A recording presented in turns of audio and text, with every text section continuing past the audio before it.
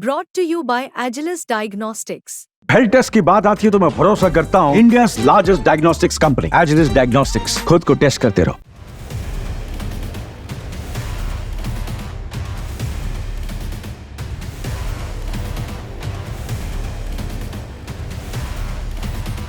हाल की घटनाओं को देखें तो ऐसा लगता है कि यूनाइटेड नेशन और इजराइल के बीच तनातनी शुरू हो चुकी है और ये तनातनी अपने चरम पर है।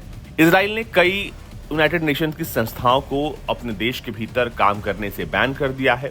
वहीं हाल ही में UNIFIL के 8 सैनिक बुरी तरीके से इजरायली हमले में घायल हो गए। ऑस्ट्रिया के रक्षा मंत्रालय ने बताया कि लेबनान में संयुक्त राष्ट्र शांति सेना के 8 ऑस्ट्रियाई सैनिकों को नौकोरा में बल के मुख्यालय पर रॉकेट हमले में चोटें आई हैं। दरअसल UNIFIL दक्षिण लेबनान में इजराइल के साथ सीमांकन रेखा पर शत्रुता की निगरानी के लिए तैनात है। मंत्रालय ने बताया कि दोपहर को एक रॉकेट ने नौकोरा में UNIFIL के मुख्यालय पर हमला किया, जिससे एक वाहन वर्कशॉप में आग लग गई। उस समय शांति सैनिक बंकरों में नहीं थे। हमले में कुछ शांति सैनिकों को मामूली चोटें आई हैं, हालांकि कोई भी गंभीर रूप से घायल नहीं हुआ है। रॉकेट UNIFIL के मुख्यालय के उत्तर से दागा गया था, संभवतः हिजबुल्लाह या किसी संबंध समूह द्वारा। ऑस्ट्रिया द्वारा घटना की जांच शुरू कर दी गई है। साथ ही कहा गया है कि शांति सेना पर कोई जानबूझकर किया गया हमला अंतर्राष्ट्रीय मानवीय कानून और संकल्प 1701 का गंभीर उल्लंघन है।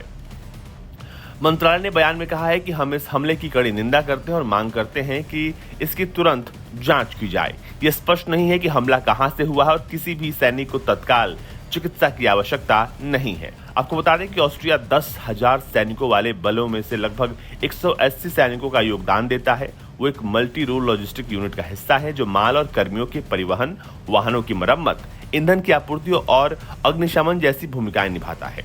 यह हमला सीमावर्ती क्षेत्रों में हिजबुल्लाह और इजराइल के बीच भारी लड़ाई के बीच हुआ है, जहां इजराइल जमीन पर ऑपरेशन कर रहा है और लेबनानी अधिकारियों के अनुसार पूर्वी बेका घाटी पर इजरायली हमलों की एक रात में तकरीबन 60 से अधिक लोग मारे गए हैं। लेकिन फिलहाल यह हमला किसने किया और क्यों किया, इसको लेकर जांच चल रही है। लेकिन प्रारंभिक खबर आते ही सबको लगा कि ये इजराइल का रॉकेट है, पर बाद में ये साफ हो सका कि अब तक ये पता नहीं चला है कि रॉकेट किस तरफ से, यानी कि हिजबुल्लाह की तरफ से या फिर इजराइल की तरफ से दागा गया है। ब्यूरो रिपोर्ट, भारत तक।